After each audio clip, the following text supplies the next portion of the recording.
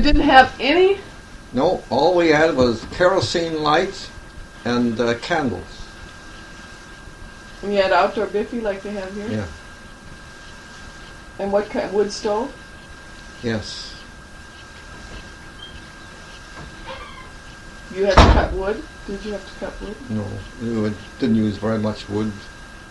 All my parents usually bought coal, especially for winter time. After the cooking was done, they'd put coal in the fire. They burned about a ton of coal a winter, I think. Oh, I see. I see. It wasn't very much. Well, how come you didn't use it? We need, of course, it's kind of mild there. It wouldn't get down to freezing too many days during the winter. But it would be clammy and wet a lot of the time. How about during the summer, what it was like? It was... hot? No, it would never get too hot. Not as hot as it does here. What, in the 70s or something? Oh, we'd get up to the 70s, but that would be really warm. 80s occasionally. It might go to 90 in a day or two, but never for a very short period. Never into the hundreds. No. Or anything like that. Huh. So then, well, getting back to the service, then what happened after that? After I left the service? Yeah. That was the British Army, you call it? Yeah, British Army. I was discharged in April. Did they have Air Force and Navy and all that at that time, or Yeah. was it just Navy? Yeah, Air Force. Too. Oh, so you could have joined with that, too. Yes. I was seriously considering it. But that was 1920, and the 20s was a bad year in 1920 all right around the world. There was the Depression. Oh, you mean you were considering re-signing? Yeah. But you decided not to. That's right. And what? It was a depression? Yeah, it was a depression year, you might say, or a bad year all over the world. Because of the fighting, or what? A backlash, I suppose, from the upset and all these millions of people being discharged from the army and so on, and they couldn't find work. See, there was millions of soldiers in Germany and France and Britain and other countries, and they all came onto the labor market all at one time. And of course the munition factories shut down at the same time too. So it was just a reaction from a war economy back to a peace economy. Mm-hmm. So I worked for a farmer there, off and on for a while. Then I You worked for a farmer where? at Longdown. After you got out of service? Yeah. And What then, did you do for him? Just odd jobs? Yeah, odd jobs. For how long? Until I went to Canada in August. In 1920? Yeah. You didn't work for him for very long. No. What made you decide to go to Canada? They were advertising for servicemen could get free passage to Canada if they decided to work on a farm. And I applied and I was accepted. And I'd been used to farm work, you see. You get free passage if you worked on a farm. If I had experience in farm work, free passage to Canada. Yeah, well, It was offered by the Canadian government. How did they know you were going to work on a farm once you got there? Well, they assigned you a job before you left. Oh, But they didn't say how long you should stay on the farm. yeah. When we got to, Was it you or who else went? I went alone. Yeah. And when I landed at Quebec, I was walking around there. And were you on a boat then? Yep. I know the name of the ship, Melita. M-E-L-I-T-A. It took 7 or 8 days to the trip over from Liverpool. And at the when we landed there, there was a lot of people milling around, people getting off the boat, but two fellows approached me and said they representing the Dominion Chain Company in Niagara Falls. And I told them I was going to work on a farm, and they were looking for someone to work in their factory. And I told them I had a job, and they gave me a card or something, address, said if you ever want a job, just come and see us. So I worked on this farm a month. The hours were 5 in the morning till 8 at night. Milk cows and so on. And what kind of money did you get for that? $25 for that month.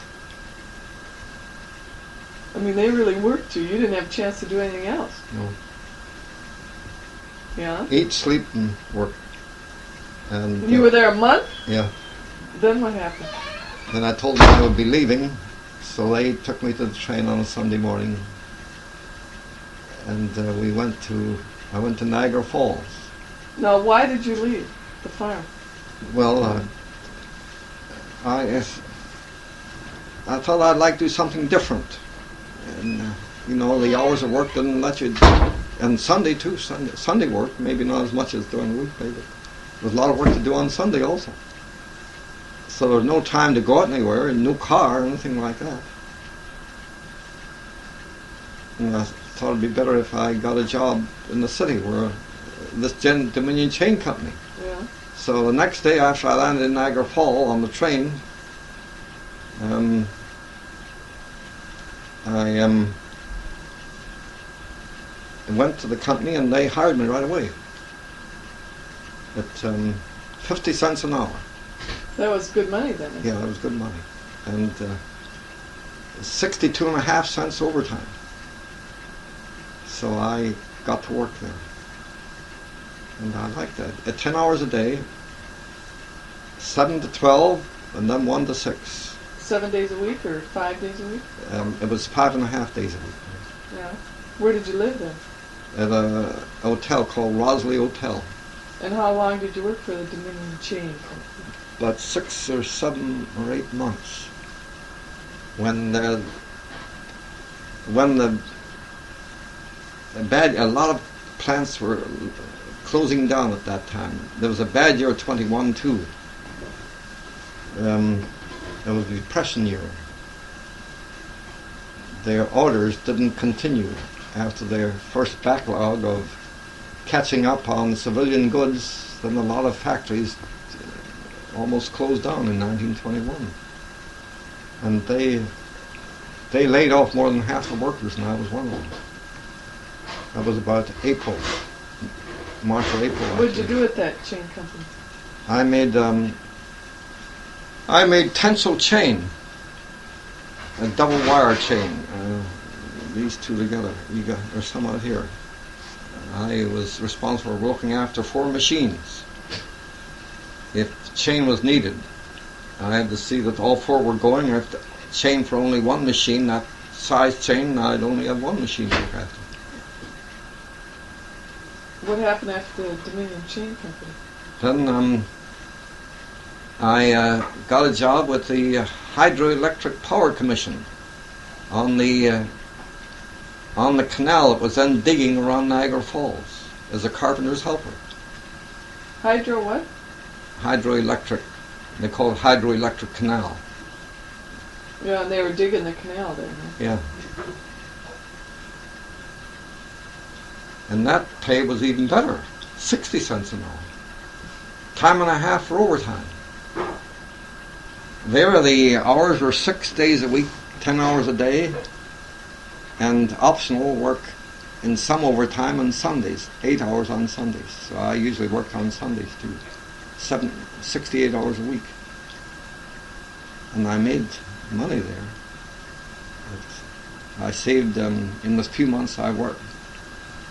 In the few months I stayed there until August, I saved nearly $1,000. Oh my gosh. That was a lot of money in those days. You were only there for a few months? Yeah, from April to August. Then what happened? Then I felt the glamour of going west. They were advertising for men to work in the harvest fields, western harvest fields. In the United States? No, in Canada. Yeah. And Well, when you were in Niagara Falls, were you on the United States side? no, Oh, you were on the Canadian Canadian side. side. Oh, okay. So they advertised that there'll be harvester excursion leaving all the principal towns in the east. That the Western harvest needed 100,000 workers, and the railroads would give reduced fares, $15 to Winnipeg, and half a cent a mile, or a cent a mile. Half a cent a mile beyond that. So on a Monday morning, I and another fellow that I got acquainted with got on the boat at Queenstown, where we got on that boat when we went across Lake Ontario. Sailed across the lake and got on a train, on a harvester excursion train, on a Monday morning. It was Monday afternoon by the time the train left Toronto. And they were on that train for more than 4 days. Got to North Battleford, Saskatchewan. Well, that's isn't that in central Canada? What's that? Is that in central Canada? Battleford? No. Saskatchewan? Central? What do you mean? Well, it's in the middle of Canada, isn't it? No, well, middle of the western Canada. Oh, okay. So it cost me $18 and some cents for the that train ride. There's no food on the train. Well, what did you Oh, when the train stopped, it would stop at certain spots, and you could run out and get things in the city, where they'd say they'd be here for half an hour or something like that. We'd go out and get a loaf of bread or something else. Because that train, all the other trains, the scheduled trains, our train had to wait for. See, we'd be pulled on a siding maybe for several hours sometimes in order to get the other trains through, the regular trains. Then we get off the train and pick berries, and all that kind of thing. Is that a passenger train or a freight train? Well, ours was a harvester excursion. Oh, I see. So there was a lot of guys on it. Oh, yes. Yeah, lots of guys. A few women, not very many. So what happened when you got to Saskatchewan? I went to the labor office and I got a job right away. Going out about 15 miles, a farmer out there, he didn't see me, but a neighbor came. Said this fellow wanted some, and to stoop sheaves, stand up sheaves of wheat in the field so that they dry. And I worked for this fellow called Nodwell for 5 or 6 or 7 days, then a neighboring farmer for a few days, then another farmer for longer than that, because the stooking was done by that time, and he wanted me to stay on until the thrashing was done. The thrashing was 23 days. When we this thrashing machine, there would be a engine would pull this thrasher out onto the fields, and set up, and then you'd haul these bundles in a wagon to the thrashing machine and throw them in, and it would thrash it. I was one of 6 bundle teams, and there the hours were long. It didn't start until the end of September, and you got up in dark, and you got out in the fields when it was still dark, and you didn't leave that field until after dark at night. The engine was going all day long. Never stopped for lunch or anything. Jeez. What kind of pay did you get? I get $4 a day. And food, of course. Well, that was fairly decent, right? Yes. Yeah, that hung machine, it may sometimes shut down for a few minutes or a half an hour at noon if we had to go into some farmhouse to eat. The owners of the machine They had a car, so they'd run in and eat and go right back. And the bundle teams had to catch up. We'd feed the horses and give them a drink. Race them into this house, and race back again. And if we pulled into the machine when we left, these guys running the machine might have unloaded our load by the time we got back there. And then we had to go out right away and pick up another load. How long did you do that? 23 days. That 23 was the harvest working. season. What's that? That was just the harvest season. Yes. You did that. What happened after that? 23 working days. Then I got a winter job. Well, you stayed up there. You decided not to go back. I decided not to go back. I got a winter job with a guy, another farmer, this was. And he says, well, he said, there isn't much doing here in the winter, but if you like, come and live with us, I'll give you $50 for the winter. Stay with us during the winter. So I worked every day from about 6 or 7 in the morning till 6 at night at that farm until April, and I went to work for one man. So you just more or less existed. Yes. I mean, you got room and board, Oh yeah. but you only got $50 for the whole time you were there. That's right. That's why I nearly burned to death. What happened? Oh, yeah. Why don't you go through that again? What happened then? Oh, my job was to see that the cattle were watered once a day. Was this beef cattle now? Or? Well, it was a mixed herd. Oh. Only they milked just one cow. Most of it was beef cattle. Oh. And of course there was snow. There was a lot of snow all winter, and everything would freeze if left outside. And the engine that would pump, a gasoline engine, would pump this water. When once a day.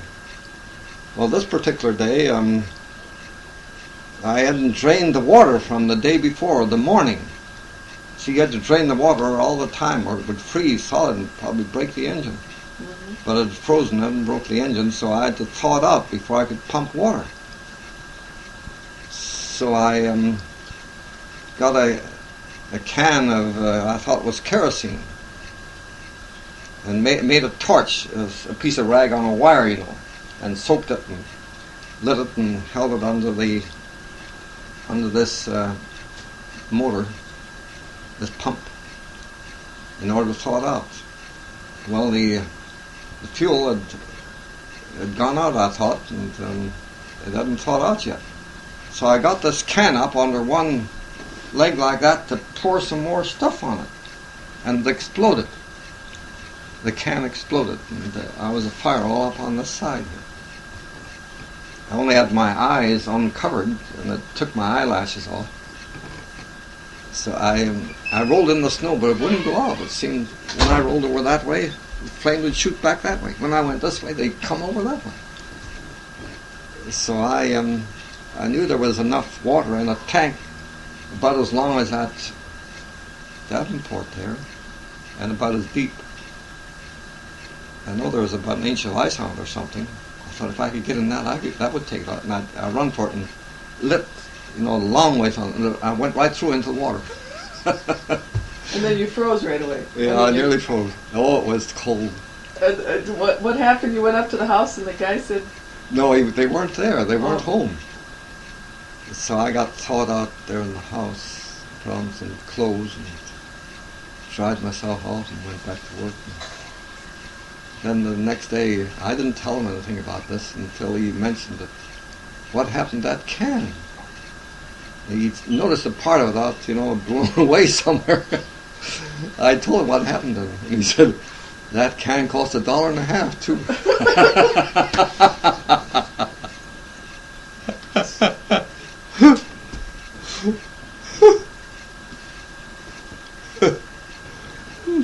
So you left them in April? Yes. He wanted me to stay there. He offered me $35 a month, but another farmer offered me $40 a month, so that's where I went. And that was nearby? About a mile or two away. Yeah. So what did you do? What did you do over there? I did farm. Mostly I was teamster for him. He was an older man. Teamster. Yeah, I drove Ran the his horses. Horses.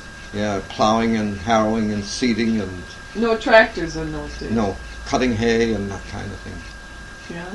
Yeah, he had. I cut say 100 acres of hay that year for him. Just imagine 100 acres to cut with a team of horses. And he had roughly 100 tons off of it. So how long did you stay with him?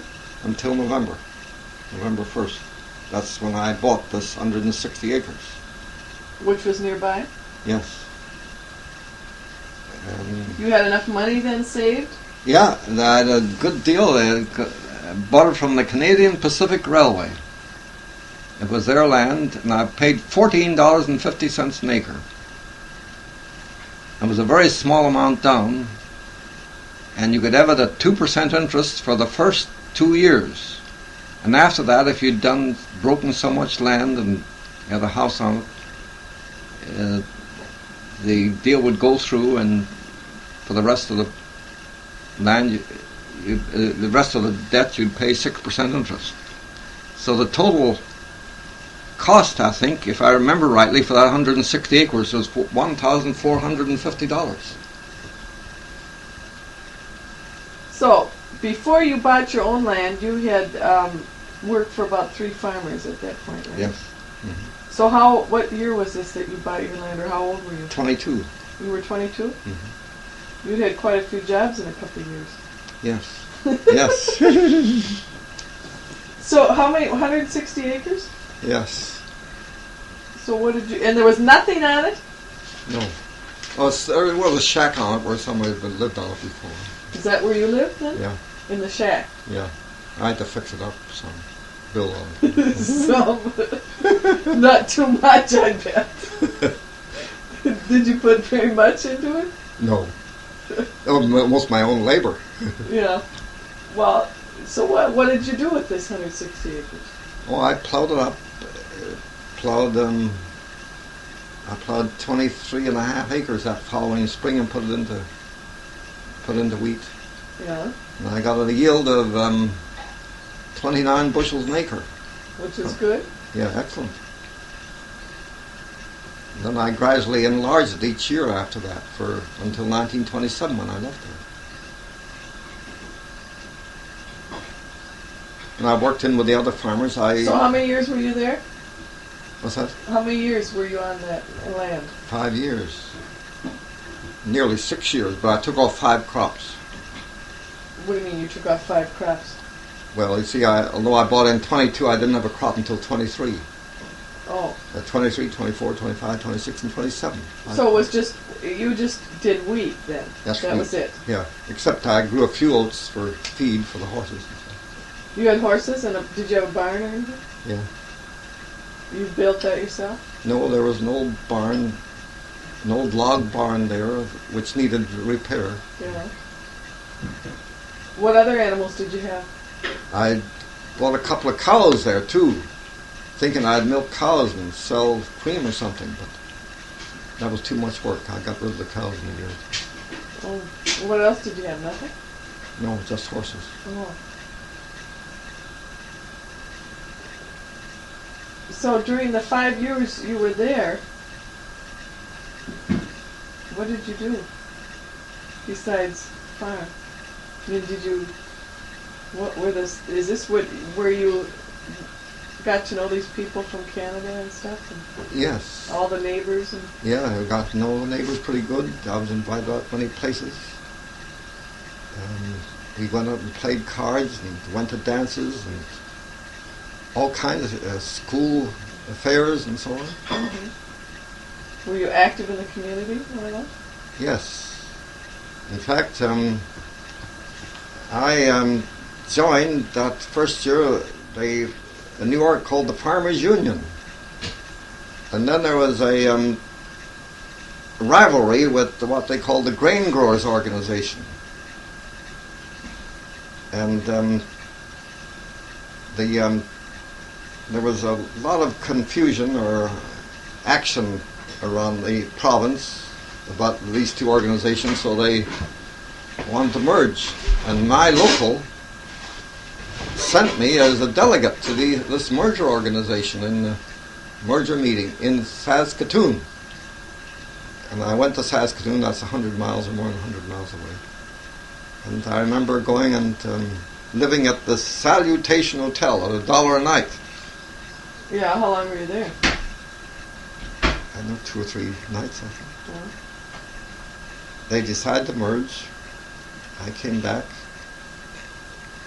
Then the next year would make it official with all these different representatives from the two different organizations in Regina. And my local sent me there too, in Regina. And everything went off as foreshadowed there. The two made one organization. And when I got back and we had made our local, Prongy local, where we lived at that time, nearest local, we had 33 members, and they made me president. So I was president of this local lodge of the new organization called the United Farmers of Canada's Saskatchewan Section. Oh. And then the next year I also they sent me away as a delegate to the annual meeting in Moose Jaw, Saskatchewan. Oh, I heard of that. Moose Jaw. And I remember the 2 or 3 days it was there, and there was a special train waiting at the end of the convention to take delegates going north. Of course, and I was living in the north of this province. And I remember getting on that train just before 10 at night, when the train would leave, the special train would leave at 10 o'clock at night. And all the delegates on, and it would stop about every 15 minutes, and the conductor walked through the cars shouting out the name of the next stop, and where one or more delegates would get off. That was something, steaming through the night, I got home sometime the next day. Oh. Well, what did you do? You didn't have much to do in the winter there, then? No. Did you? One winter I spent with Huggets there. And a part of another winter. Sometimes I stayed at home. Sometimes, like 2 winters, I cut firewood for Palmers, our next door neighbors there. They paid me for cutting wood for them. Uh-huh. And Huggets, you just did odd jobs for them? Anything they needed done, or what? Yeah. Now, I cut wood for them, not enough for a year while I was there. And then I would go to affairs. We'd go to dances and other types of organizations. I wrote a few things up for this group, this committee that's trying to get up a book or something like that on the affairs in this area. Mm-hmm. From the olden days. Mm-hmm. And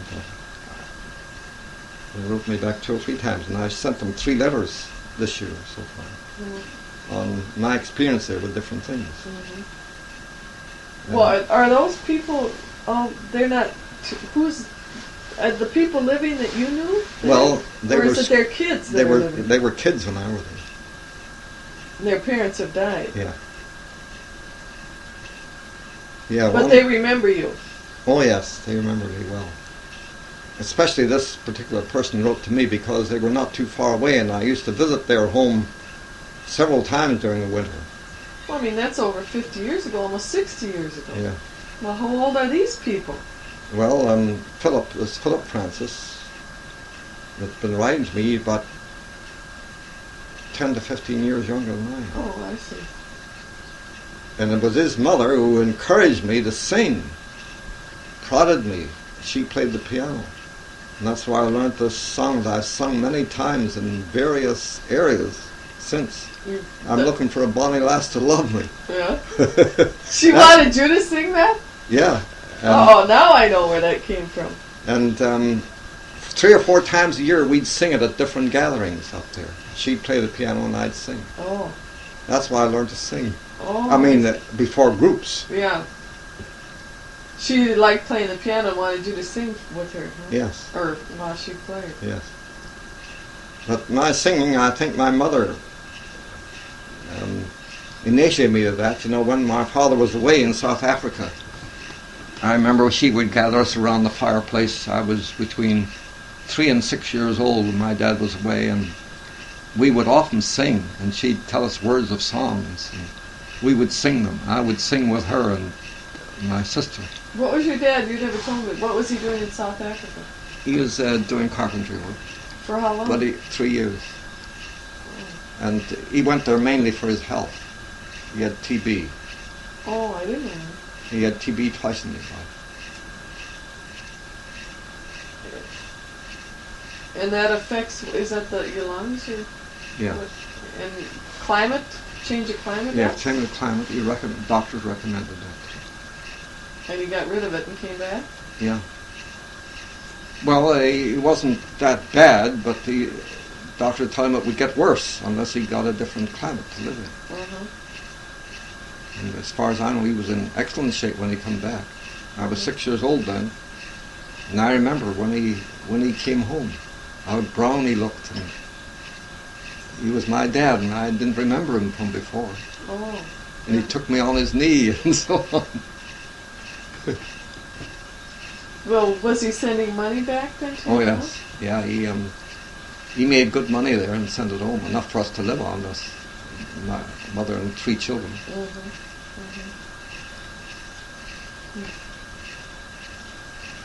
Yeah, so back to Canada. You were singing away in Canada, huh? Yes.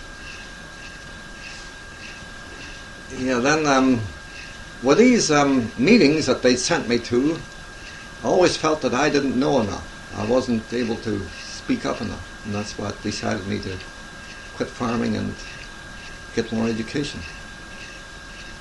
So I sold the farm in 1927 after taking the crop off, and went to Ruskin College at Oxford, England, for 2 years.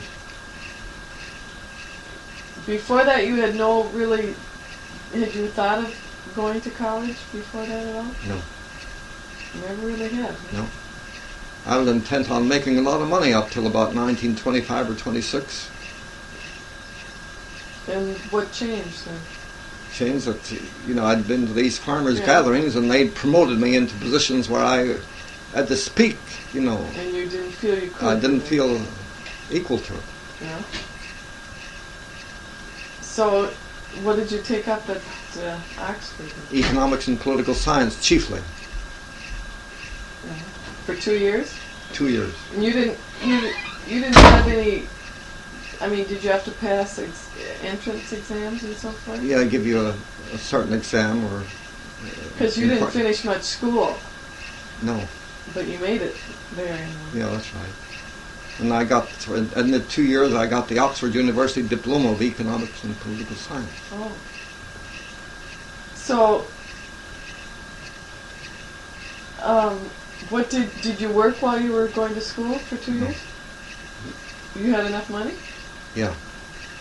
I got some assistance for 1/3 of a term one winter, or it might have been half a term, from veterans assistance in England. See, I'd been 5 years in the Army. So I got a little assistance from that. Oh, I see. But otherwise, I paid my own way. Did you visit all your old friends and family then when you were home? Yeah. I went in the summer of 1928, I went to Paris. I stayed there a month or 2. I was intent on learning the French language, but I didn't learn it. Well, how long were you there? In Paris? Yeah. A month or 2 months, I forget which. Well, that isn't very long No, to learn the language. no. See, Canada has 2 official languages. Yeah, French and English. Yeah. Yeah. Well, so you just went there for a while and then left, huh? Yeah. Well, that was before you started college or after? No, the end of the first year in college. Okay. Ruskin? That is Yes. Ruskin? So, you know a few French words, evidently. Oh yeah. I could have told what that word was the other night, but that Danny missed on. Yeah. Yeah. Yeah. So then, what happened after you finished 2 years of college? I am during that time. I've been in correspondence with the Yano Cooperative Colony in Louisiana, which a paper would, their monthly paper or weekly paper would come to our Western College, England, indicating what they were doing and so on. Why was that coming to your college, do you think? I don't know. Well, they sent it to Different colleges. different colleges or organizations of similar interests. So I wrote them. I wrote the superintendent of education there. And he says, well, we want more educators here. They all work doing something with their hands. There's no pay attached. You get your own living. But it's a good way to get experience. So I went to Louisiana then after I got through college. And what did you do there? This was a cooperative what? A Yano Cooperative Colony. What was the purpose of the colony? To live together, to share in things and live a more or less stressful life than others lead. It was an idealistic kind of thing. Mm-hmm. That nobody make profit from another. So you weren't really, you were trying to exist as a community on its own. Yeah. Sort of like the communes they've had around here in a way. Yes. I mean, that were popular in the 60s and 70s. Mm-hmm. Well, I mean, before we go into it, I mean, did it work? It's not in existence anymore. No, but did it work for the time you were there? Yeah, it worked not as idealistically as you would hope, but it worked. They owned about 2,000 acres of land. There were about 150 people there. Were there some people that wanted to be greedy and... Yeah. Well, not exactly that, but some people were lazy. Wasn't that they were greedy, they were late, they didn't want to do their share. Well, one thing they didn't, if somebody was in trouble, especially in the local area, that is, they were getting old and they couldn't find a job, they let them come into the colony and live. So there was a disproportionate number of old people. It was a fine thing for them, but a bad thing for the colony. Well, why did they do that? If it was going to be bad? Or didn't they think it was going to be bad? They didn't think about that, I suppose. They thought, well, this old person needs help, or he'll live better here. So on. There wasn't too many younger people there, that is, in their 20s and 30s, but there were middle-aged, a lot of middle-aged people, and a lot of older people. So what did you do there? Well, I did a number of things. Mainly, I taught school for half a day, and then I was sworn in as assistant postmaster in the 4th class post office. They had a post office there, too. Well, what kind of school did you teach? To kids, you mean? 1st, 2nd, and 3rd, no, 4th, 5th, and 6th grades. No, 4th and 5th grades. Well, you weren't licensed to teach, though, were you? No. Well, was that legal in those days? Well, they let me teach. The county gave the colony the pay of 3 teachers each month, or whenever they paid them. I was one of the teachers, of course. There were about 5 or 6 teachers, but they paid for 3.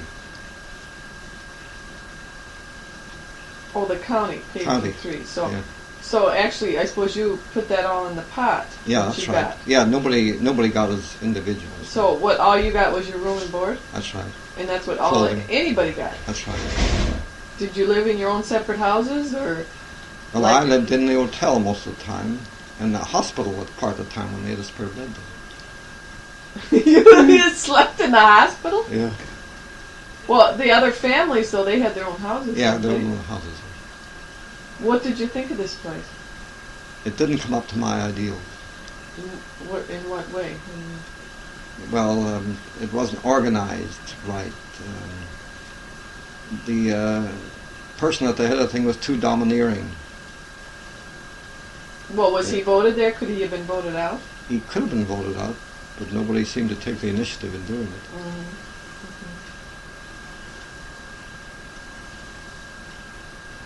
So how long did you stay there? A year. But I mean, I enjoyed myself there, really. That's where I met a lot of fine people. A lot of fine people in there. These Hurons I met there. that are where are they? He was from Illinois, but I remember the name. Yeah, he was the superintendent of schools there while I was there. But I mean, did you correspond with him, or did he visit you, or you visit him, or what? There? He No, was there. later, because I remember. Later, yes. And his widow came to and stayed with us a few days in Bloomington. Yeah, I was trying to think. I thought. He was a great guy. And that's where I met these inventors of the mechanical cotton picker. They were in there for a year or two. And they were. The Russ brothers. And they were working on their invention? Yes. Well, were these intellectual people, or They not? were intellectual people. All of them. Yeah. I mean, not all the people there, but these that I mentioned. Yeah. Well, I mean, you had decided at that point in your 20s that you said first you were for making money, and then you had a change of heart. Then is that why you went to this cooperative thing? Well, this cooperative colony, I thought would be a good place to go to for experience and also to live if it came up to the ideals that. Yeah, but had you given up on making a lot of money at that point, or didn't want to, or what? Well, I wasn't interested particularly.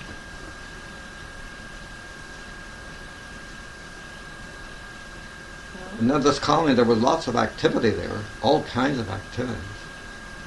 I was a member of the theater group there, and these Russ brothers were too, and they could play the guitars, the Hawaiian guitar, and they would often play and I would sing.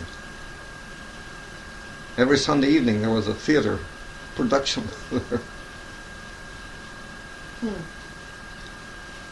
Well, what happened after you left? I mean, did it continue for a long time? Yeah, it continued for years. I don't know how long. But I think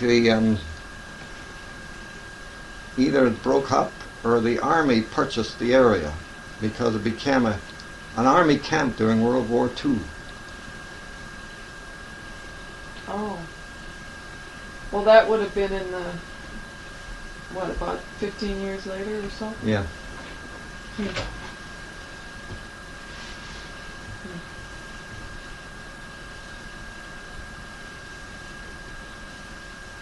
First then, while I was there, I wrote to Brookwood Labour College about getting a scholarship, and they awarded me a scholarship for a year at Brookwood Labour College at Katona, New York. Who did that? The board.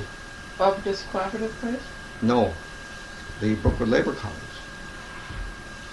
I applied for a scholarship there from the college. Oh, I see.